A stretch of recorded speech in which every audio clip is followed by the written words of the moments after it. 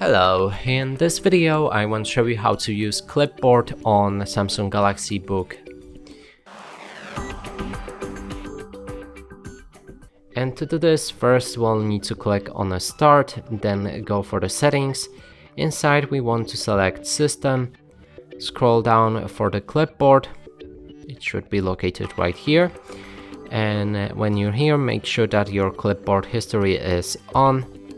Now we can open any document file. So in this case, I'm gonna create new text. Write some text and then simply select it. Click and hold Ctrl+C on your keyboard, then let go. You can also select the text and then right click to copy it. Now to access your clipboard, we'll need to click on the Windows key on the keyboard and V on the keyboard as well. Click and hold them, and here's the clipboard. As you can see, that's the text that we've just copied, and when we click on it, it will paste.